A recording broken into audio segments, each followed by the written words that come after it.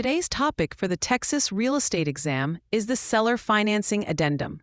This addendum, TREC Form 26-8, is required anytime a seller is loaning the buyer money for all or a portion of the purchase price, effectively acting as the bank.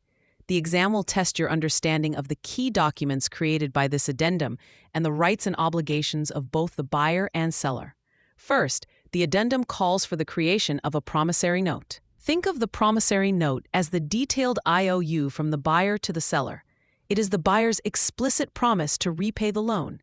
Exam questions will expect you to know that this is where the core financial terms are detailed: the exact loan amount, the interest rate, the payment schedule, and the maturity date.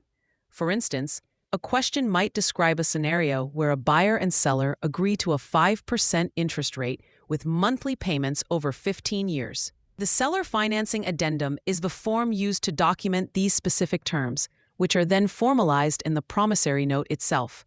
Next, to protect the seller, the loan must be secured by the property. In Texas, this is accomplished with a deed of trust, not a mortgage. This is a critical distinction for the exam. The deed of trust is the security instrument that gives the seller, now the lender, the right to foreclose on the property if the buyer defaults on the promissory note. A common exam trap is to confuse the promissory note with the deed of trust. Remember, the note is the promise to pay, while the deed of trust secures that promise with the property. One of the most important protections for the seller, detailed in this addendum, is the due on sale clause. The exam loves to test this concept.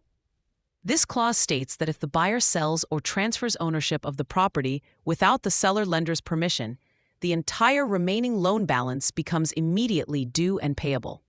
Imagine a scenario where the buyer, 1 year into the loan, tries to let a friend take over the payments and the deed.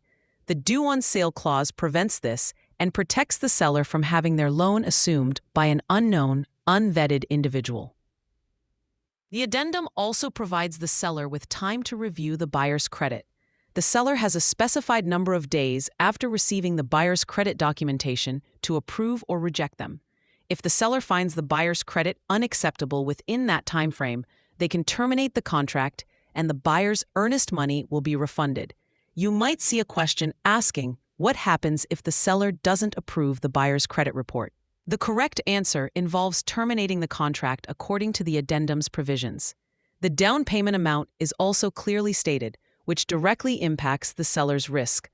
A higher down payment reduces the loan-to-value ratio and gives the seller more security. Here's a simple way to remember the key components. Note the terms, trust the deed, and don't be due to sell. This helps you recall the promissory note, the deed of trust, and the due on sale clause, which are the 3 pillars of seller financing protection you'll be tested on. For free practice questions, AI-powered explanations, and more exam prep tools, visit openexamprep.com. That's openexamprep, all one word, .com.